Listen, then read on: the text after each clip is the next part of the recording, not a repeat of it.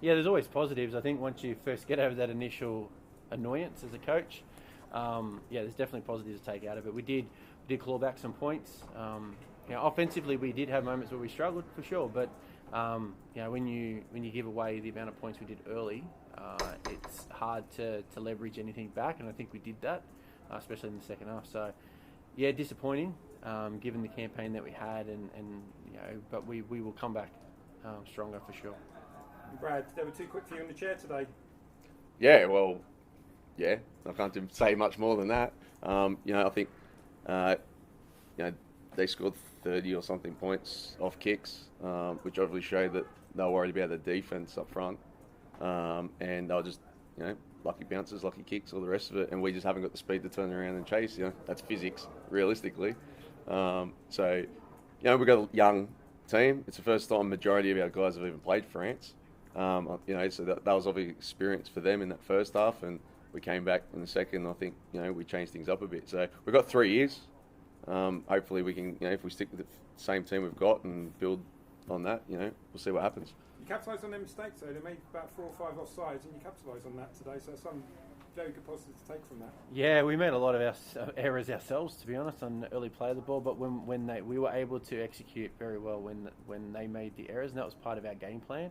But we didn't hold the ball when we needed to in places, and we didn't pass it when we needed to early. But throughout the game, but for us to be able to, as a group, rally back and capitalise and force them to make errors, I think they're uncharacteristic errors too from France, given some of the games that they have played. So you could see they were getting frustrated. So I think the frustrations were on both sides today.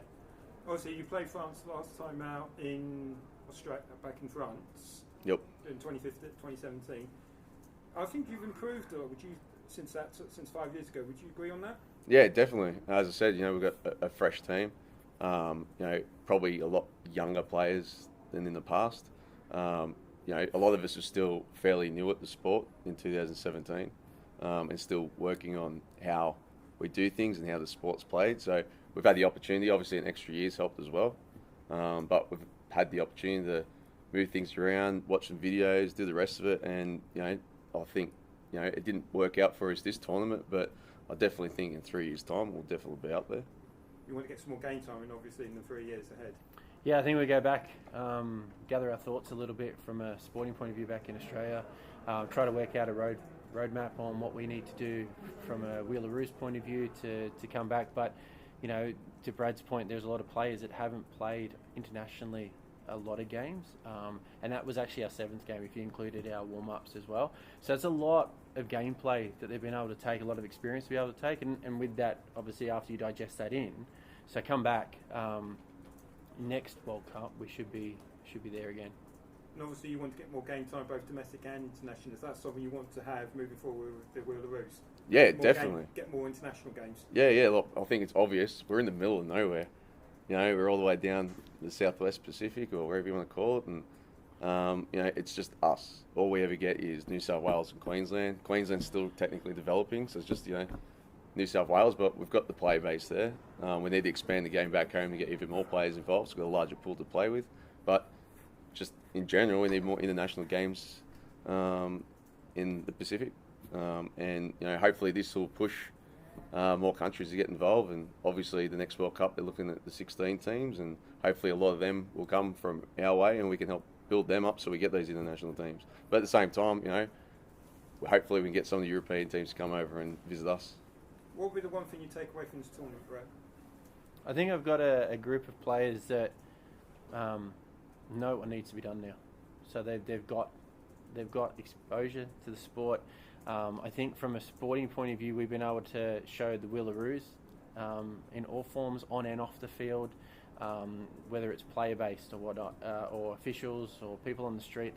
I think the awareness we've given to the sport as a collective, with all countries involved, for me is probably one of those moments that we'll look back probably at next World Cup and go, well, we've created that stepping stone. And but going back with those players and just working on some of our areas that we need to improve, yeah, we'll be ready. What's the experience been like as a whole during this World Cup? Obviously disappointing to lose in the semi-finals, but how do you feel the whole tournament's gone on and off the pitch? Good. Yeah, really happy. We didn't get the win today, but it's just still a lot of things positive we can get out of it. I think obviously the exposure we've gotten from the game's probably the biggest thing we'd probably take out of it. Yeah, we can talk about all the team stuff and what's happening in camp, but at the end of the day, if it wasn't for this tournament, we wouldn't have the exposure we need to actually grow it back home. There's a lot, obviously, we need to do that back home to get more people playing, to get the sponsors to help us with, funding and all that for everything. So I'm really happy with what's happened. Pleased with how many points you scored?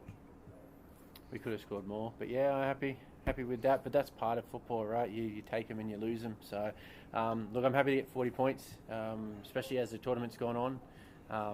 We played a good game against England. We just didn't put the points on the board. So today we played a good game to our current standard, which will elevate, but we've actually been able to get points on. So for us, we'll take that and we'll analyse that. Probably not over-analyse it, but we will analyse it and then go from there. Well, it does seem that you've almost got the opposite problem we've got in the running game in the Northern Hemisphere, where the best teams are down there. You've got looking for a competition down there now to beef up your own skills. Yeah, and I think we've got to play a role in that too. To be honest, as Australia, we've got to play, as our player base, we've got to play a role in developing. We've got a lot of talent back home, but we have talent that come from New Zealand and other island nations as well around us. But it's also building the relationships while we're here with all the other nations to get them to want to come and expose the sport internationally outside of their backyard as well. And that's the best way forward for this sport. But yeah, look, I'm excited for whatever's next. Thank you. Over the competition, talking about wanting that more international experience that we had talked with all the other teams of, trying to build those games, and obviously logistically it's quite hard with you guys on the other side, but, trying to get some in before next World Cup. Yeah, so there have been conversations, obviously coach to coach. We do talk, especially, with some of the countries, we sort of say, hey, what can we do to develop? And we've had some warm-up games as well when we had them against Wales and Scotland. They were test matches, yeah, but they weren't really. They were all of exposure stuff. So try to work out what their game plans were, what ours were, and that's the relationship we have to build. Like player to player is a little bit easier, but coaching mindsets are always different. So breaking those barriers down and building those relationships will then help across the board to then bring the appetite to want to come to Australia and potentially us come back for some test series here potentially as well. Would you want to travel back within the next 3 years? If you're paying for it, 100%. Yeah. 100%. Yeah. More questions on this? USA team spoke about acting as ambassadors for America and countries around it. Would you say you've kind of touched on being like nations surrounding Australia? Would you think the team could become like ambassadors for your kind of area of the world? Yeah, so we had a couple of camps into our campaign. We actually had a team session and we worked out a mission statement, and one of those was to be the leader in inclusive sports. That's what the Wheelaroos brand's all about, and I think we've done that, and we're going to keep doing that. So whether it is us, and it should be us in some ways from a skill set point of view, some of the talent we've got and some of the old heads we've got, they've got the experience. They've played multiple World Cups. They can help other nations around us and even locally build the sport even bigger. And it's not just internationally, it's domestically. It's the youth as well, coming in and bringing people into this sport. So 100%, that was our biggest aim over here. The game, I shouldn't say it probably comes second to being the ambassador. If you're not doing the ambassador work and building the brand of the game and the way the game moves forward, people aren't going to watch it. So you haven't got a game to play. So the playing side of thing is secondary to actually being and living and trying to drive the game forward.